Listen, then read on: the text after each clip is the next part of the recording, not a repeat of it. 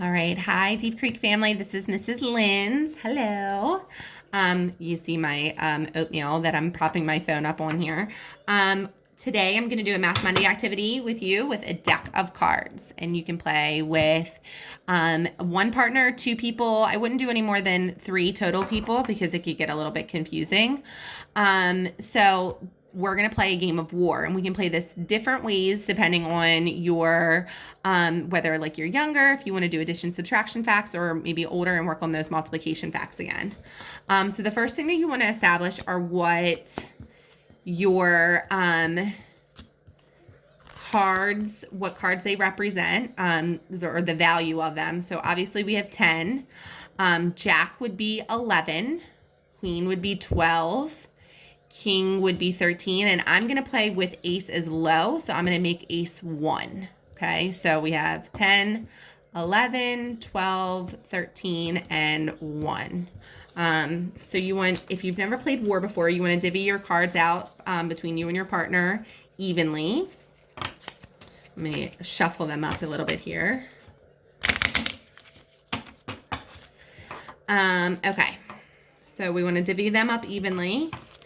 And you want to lay down one card at the same time. So you and your partner are going to lay down this. So now my friends that are maybe in kindergarten, first, second grade, really any grade you want, whatever you want to practice. If you want to do adding, what you would do is do 2 plus 6, and whoever yells out 8 first wins that deck or those cards.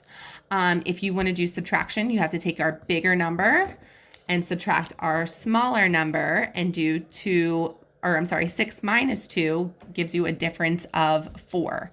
So you want to determine at the beginning if you want to play adding and figure out the sums, or if you want to do subtracting and figure out the differences. So that is one way right there. And then, so we can do it again. So we could do 8 plus 3 equals 11, or 8 minus 3 equals 5. And whoever yells it out first wins those cards.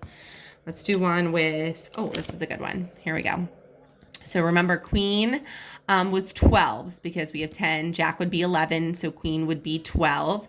So you could do 12 minus 6 and get a difference of 6, or you could do 12 plus 6 and get an sum of 18. And whoever yells that out first is the winner of those cards. And so then at the end, whoever loses all of their cards first is the loser, and whoever gets all of the cards first is the winner of the game. Now, for those friends that are maybe that don't want to practice addition and subtraction facts, you can do multiplication. So, same premise. You divvy out the cards evenly, and then lay them down at the same time. So, king, of course, Mrs. Linz comes up with a really difficult one to begin with. Let's do an easier one here. Perfect. Okay, so you would do 1, because remember I said ace was low, so 1 times 6 equals 6. So you want to be finding the products for those friends that are playing with multiplication. So you would yell out 6 first, and then you would get to take those 2 cards. 5 times 2, or 2 times 5, the commutative property, throwing in some vocabulary words there, going to get you the same product.